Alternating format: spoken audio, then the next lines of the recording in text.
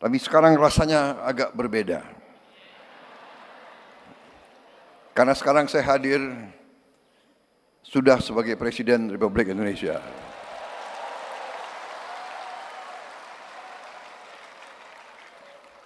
Terima kasih Partai Golkar yang mendukung, membela dan berjuang bersama saya dan Mas Gibran dalam pemilu yang baru lewat tahun 2024. Saudara-saudara sekalian, saya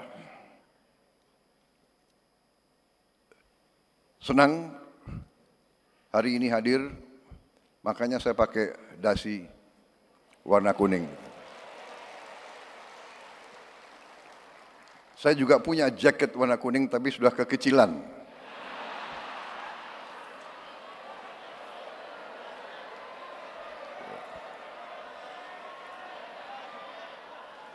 Jadi jalan tengah tadi cari sekpri, buru-buru cari apa itu dasi warna kuning. Saudara-saudara sekalian, hadir hari ini, sore hari ini, saya melihat semangat yang baik, terutama dari Ketua Umum Saudara, Ketua Umum yang baru. Ya.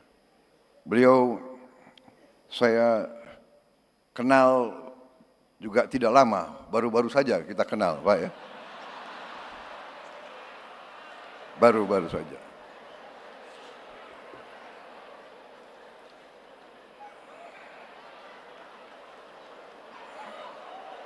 Karena waktu 2019 sepertinya saudara berada di tim yang lain gitu.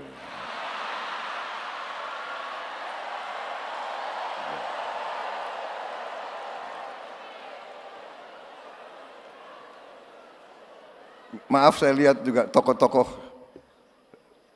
dari PDIP hadir di sini mendampingi Ketua DPR RI. Saudara-saudara saya dari Indonesia bagian timur. Saudara-saudara sekalian, walaupun kenalnya belum lama,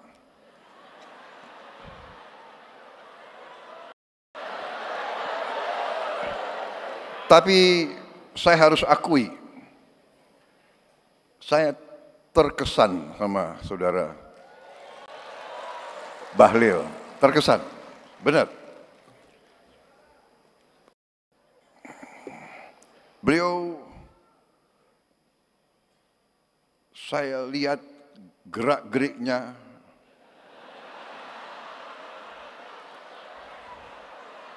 pemikirannya, ucapan-ucapannya, pandangan-pandangannya cukup meyakinkan. Nah, serius ini, serius. Waktu saya gabung dengan Pak Jokowi di kabinet Indonesia Maju, ya, kabinet beliau, kabinet Pak Jokowi, saya agak aneh juga beliau dipilih jadi Menteri Investasi. Biasanya Menteri Investasi, ya kan, itu lulusan universitas di Amerika.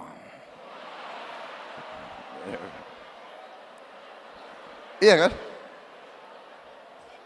Harvard University atau Stanford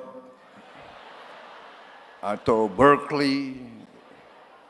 Kalau nggak Amerika, minimal Inggris lah. Ya. Oxford University, Cambridge, atau Sorbonne. Saya sendiri pernah di Harvard, tapi ke toko buku. Kalian kan shock juga ya. Kapan Prabowo ke Harvard? saudara-saudara sekalian. Enggak benar, ini serius.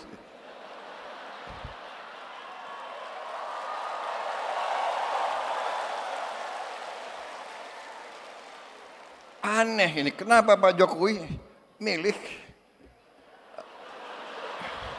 Pak Bahlil Menteri Investasi? Apalagi beliau dari Papua kan? Biasanya itu jabatannya tuh Menteri Pembangunan Desa Tertinggal gitu.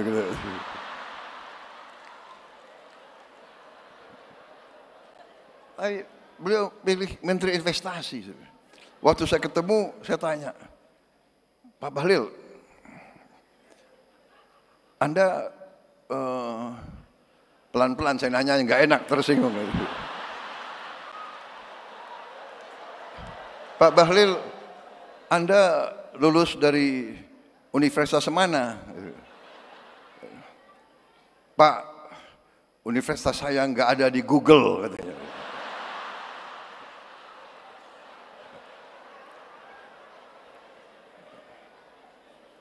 Habis itu, Anda kalau ketemu investor asing gimana?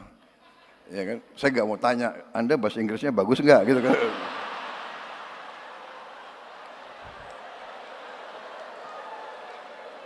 Dia bilang ke saya, Pak, nggak ada masalah Pak itu.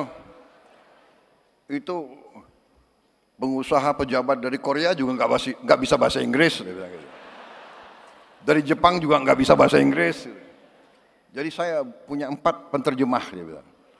1 bahasa Inggris, bahasa Jepang, bahasa Korea, bahasa Jerman.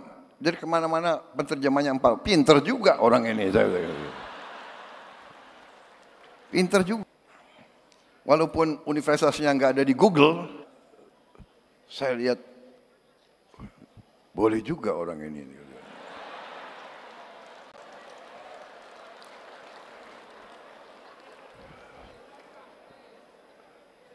Jadi ternyata beliau besar di Fak-Fak ya.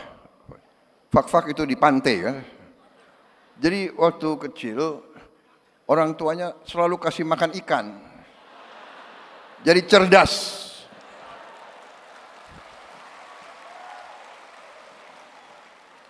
Dan saya walaupun sebentar saya lihat dan saya saksi bagaimana beliau beroperasi.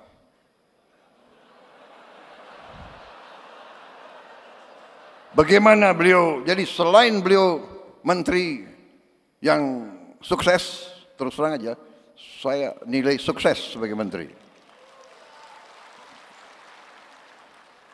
Dan selain sukses, beliau juga ternyata operasinya luar biasa. Operasinya. Loh. Seorang pemimpin politik ya harus demikian, ya kan? Mengerti masalah politik, mengerti ekonomi, mengerti kenegaraan, mengerti operasi. Kalau enggak bisa jadi pemimpin politik. Dan ternyata penilaian saya benar. Beliau terpilih sebagai Ketua Umum Partai Golongan Karya. Dan saya melihat bahwa di atas kepintaran, di atas teknokrasi, di atas profesionalisme, yang paling penting adalah patriotisme, saudara-saudara. Menurut saya, orang yang pintar tapi tidak cinta tanah air kurang bermanfaat untuk bangsa dan negara.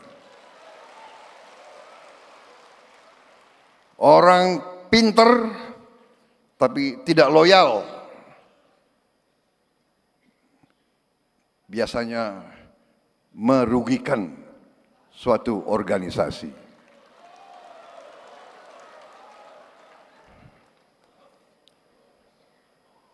Setia. Setia gampang diucapkan, sulit untuk dilaksanakan. Setia. Setia terutama adalah kepada bangsa, negara, dan rakyat. Dan itu yang saya lihat dari Saudara Bahlil. Ini bukan saya muji-muji ya. Saya presiden loh.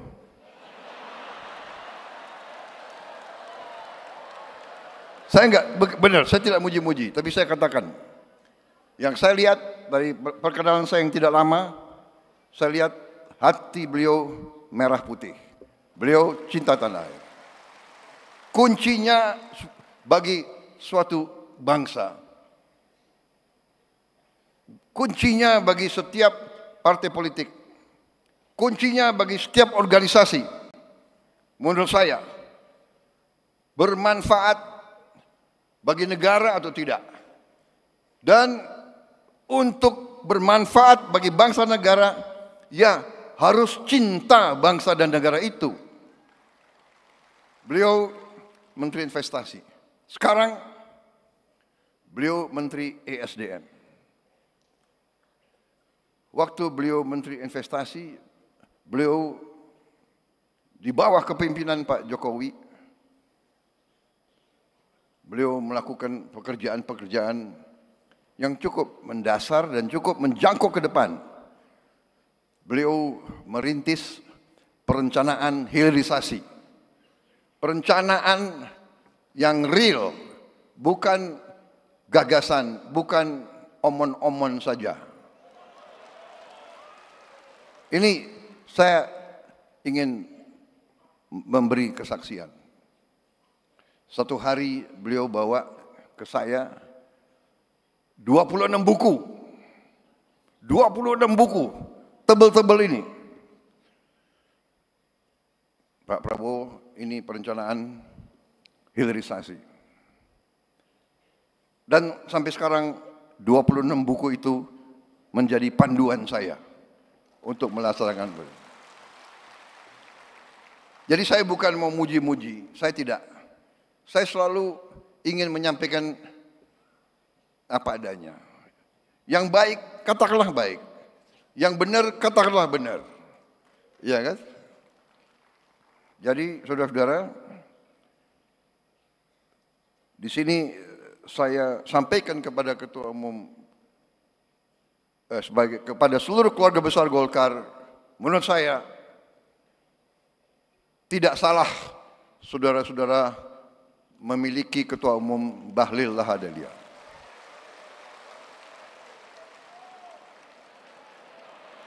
Memang saya setuju, golongan karya ini gudang orang-orang hebat.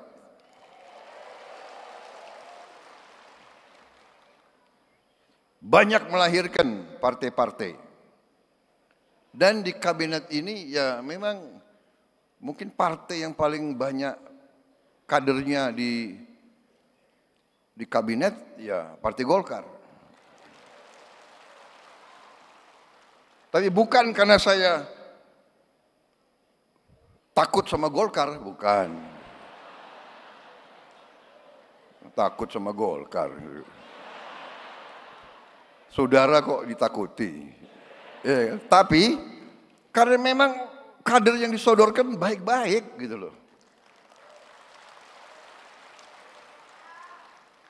Ada yang disodorkan ke saya, apa itu? Menteri Komdigi, ya kan sekarang ini Komdigi kan? Ibu Mutia. Saya lihat riwayat hidupnya, lulus universitas jurusan fisika. Berarti pinter nih anak ini, ya kan? Karena saya sudah presiden, saudara nggak boleh tanya, fisika saya dulu nilainya berapa? Awas.